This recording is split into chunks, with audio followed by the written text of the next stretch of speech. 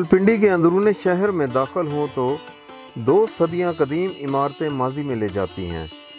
گنجان آبادی، قدیم چوبارے، لہراتی بلکھاتی گلیوں میں سینکڑوں برس قبل قائم ہونے والی عمارتیں دیکھنے سے تعلق رکھتی ہیں۔ اندرون شہر میں صدیوں پرانی عمارتیں راولپنڈی کا اصل چہرہ بھی ہیں۔ یہ قدیم ثقافت کی ترجمان بھی ہیں اور یہاں قدم قدم پر قدیم ورثے کے مناظر بکھرے ہوئے ہیں۔ بلند و بالا عمارتوں کا خوبصورت آرکیٹیکچر خستہ حالی کا شکار ہے۔ بھابڑا بازار کی تنگ و پرپیچ گلیوں کی یہ عمارتیں گزشتہ 2 صدیوں کی چشمدید گواہ ہیں۔ ٹوٹے پھوٹے زینے، دراڑ زدہ دیواریں، لکڑی پر دلکش نقش و نگار، مگر اس ثقافتی ورثے کو ناقدری کا دیمک بری طرح چاٹ گیا۔ بھابڑا بازار راولپنڈی کے جھروکوں سے دیکھیں تو آج بھی گزشتہ صدی ان آثار میں دکھائی دیتی ہے۔ مری روڈ سے بھابڑا بازار میں داخل ہوں تو شروع میں آپ کو پرانی اور قدیم تاریخی عمارتیں نظر آئیں گی۔ اسی سڑک پر سیدھے چلے جائیں، مڑتے ہی سرافہ بازار میں داخل ہو جائیں گے۔ آپ کو اپنے دائیں بائیں بے شمار چھوٹی چھوٹی سڑکیں نظر آئیں گی، اور اگر آپ جامع مسجد روڈ سے داخل ہوں گے تو آپ کو ایسی ہی گلیاں نظر آئیں گی جہاں آپ چھپ سکتے ہیں۔ مغلوں کے عہد میں راولپنڈی کی حیثیت ایک نہایت معمولی قصبے کی رہی، لیکن سکھوں کے مختصر دور حکومت میں اس کی اہمیت میں بہت زیادہ اضافہ ہوا۔ اس کی بڑی وجہ یہ تھی کہ سکھوں نے کشمیر جانے کے لیے مغلوں کے زمانے کے طویل راستے کی بجائے جو حسن ابدال سے ہوتا ہوا ایبٹ آباد اور پھر مظفر آباد پہنچتا تھا، راولپنڈی سے مری کی پہاڑوں سے گزرتا ہوا کوہالے تک پہنچنے والا راستہ اختیار کیا۔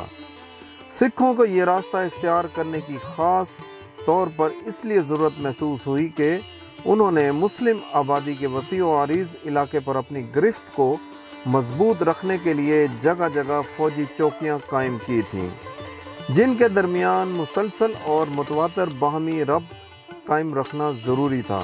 غالباً اسی زمانے میں پوٹوہار سمیت راولپنڈی کے علاقے میں ہندوؤں اور سکھوں کا اقتصادی تسلط بھی مکمل ہوا۔ مغلیہ سلطنت کے زوال کے بعد اس میدان میں ہندو سکھ سرمایہ داروں نے کھلی لوٹ مچا دی۔ راولپنڈی میں بھی حکومت کے بل بوتے پر سکھوں کے کئی خاندان آ کر آباد ہوتے چلے گئے، جنہوں نے رفتہ رفتہ علاقے کی تجارت کو اپنے ہاتھ میں لے لیا۔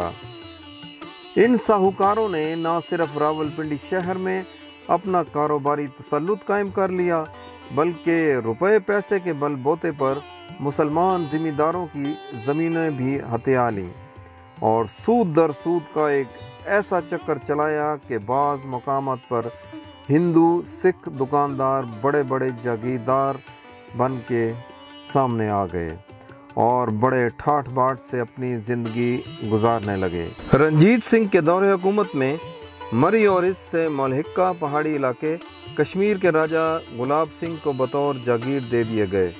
اس دور میں اگرچہ راولپنڈی لاہور کے ماتحت تھا، لیکن یہاں گلاب سنگھ کا سکہ بھی چلتا تھا، اور اس کی نسبت سے اس دور میں راجہ بازار قائم ہوا۔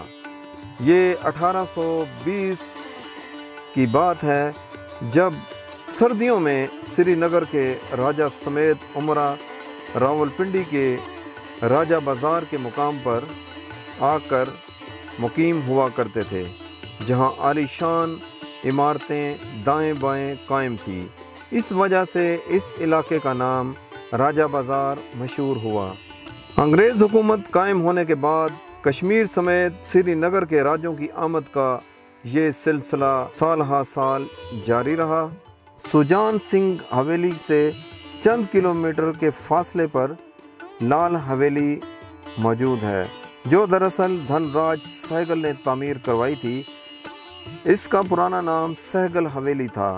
بیرسٹر دھن راج سہگل ایک شادی کی تقریب میں شرکت کے لیے سیالکوٹ گئے، جہاں انہوں نے ایک مسلمان رقاصہ بدھا بائی کو महवे रक्त देखा। मना मानत नाही रे, बेनती करते मैं तो हार गई रे, बेनती करते मैं तो हार गई रे, बिया गो मनानत नाही रे।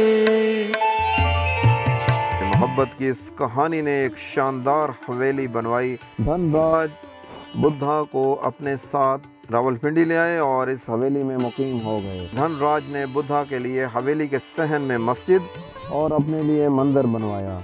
दोनों अपनी अपनी इबादत गाहों में बिना किसी खौफ के इबादत किया करते थे, मगर आज इस मंदिर, मस्जिद और हवेली के दरमियान कई घर हायल हो चुके हैं। हवेली में आने के बाद बुद्धा बाई सौम सलात की पाबंद हो गई और आहिस्ता आहिस्ता गाना सीखने वालों की तादाद कम होती चली गई और इस्लामी दर्स लेने वाले बढ़ते गए। तक़सीम हिंद के बाद धनराज ने हवेली बुद्धा बाई को सौंपी और खुद खानदान के हमरा हिंदुस्तान चले गए और यूं बुद्धा बाई यहाँ अकेली रह गईं। इधर अदालत ने इस हवेली को मतरूका मलकियत करार दे दिया, जिसके बाद हवेली की 20वें हिस्से में से सिर्फ वही हिस्सा बुद्धा बाई को मिल सका जो आज लाल हवेली कहलाता है। यहाँ पर एक दिलचस्प वाक़या बयान करना चाहूँगा।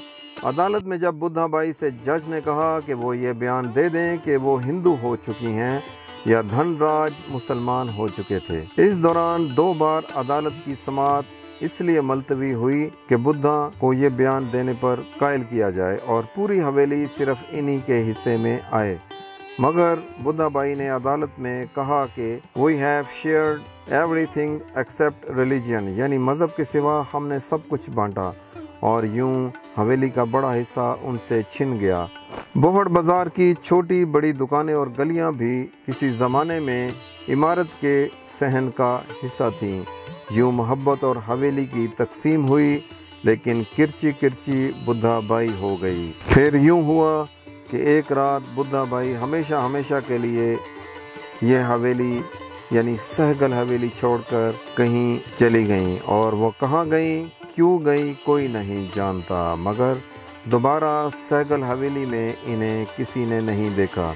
बुद्धा बाई की मोहब्बत की निशानी सहगल हवेली को लाल रंग करके या किसी और नाम से मंसूब कर देना या अपने नाम की तख्ती लगा देने से इश्क व मोहब्बत की लाजवाल कहानी की यादगार को तारीख़ के औराक से ना ही गुमनाम किया जा सकता है और ना ही मिटाया जा सकता है।